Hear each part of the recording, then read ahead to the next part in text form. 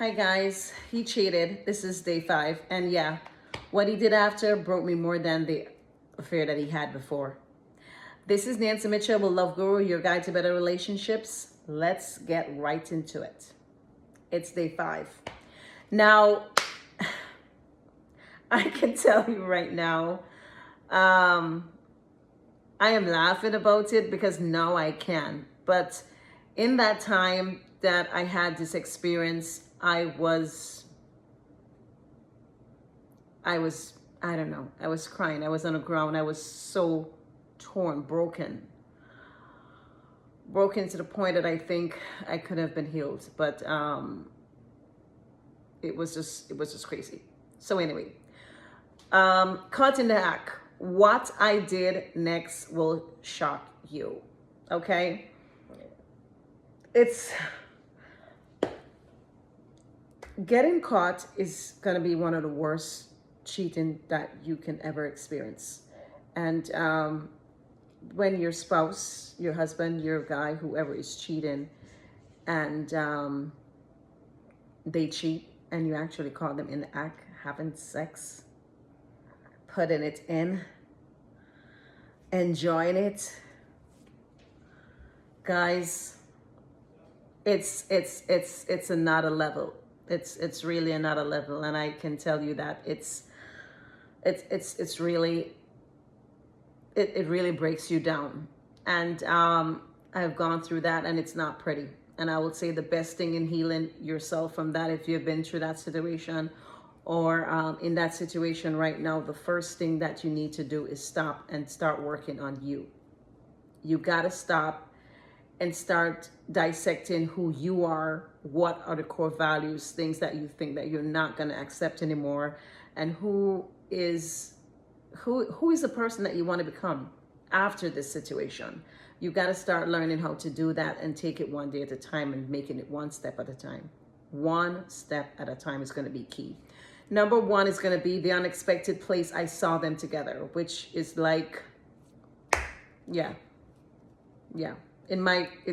Not again, I would say my home, but the where we slept, on the bed, all that secretion, that's liquid, that's all of those fluids are flowing from your spouse and this other female, or your spouse and this other man. If you're on the other side, it just means that all of that is on the bed, and bed that you don't change, and you have in that was just, who does that? If you're even doing it, wouldn't you change the bed linens? Wouldn't you change the sheets at least? Wouldn't you at least do that? Have a common decency to do that? Because if you change it, we're gonna ask, why did you change the sheets? Why just change them a day ago or 2 days ago? Why do you need to change them? It's not a week yet. We're gonna ask. So it's like, but why? Guys, females, why? Why? Number 2, my silence reaction versus the revenge I wanted. Again, I would always say to you that I am very spiritual. I'm not a Christian, but I'm very spiritual. And I think a lot of my problems and a lot of the things that I've gone through has really put me in a state of, stopping and analyzing what I'm going through, analyzing if I have control over it, analyzing what would be the next step, and making the decision to start working on the solution versus sitting and toiling and sitting down into the mess over and over for days and weeks, months. That was something that I worked on. And I would say to you, I can relate to anybody that has been in that situation or going through that situation. No, I feel your pain. I know what you feel. If you need help, please don't hesitate to reach out. And let's just start working on you. Let's start working on you, because no matter what you go through in life, no matter what relationships you are having in your life, your guide to better relationship is going to be, that core value of that is going to be you. So that's number 1. Okay, you have to make sure that you think about that number one in your brain whenever you're going through a situation like this. Okay, number three, when walking away becomes the most powerful move.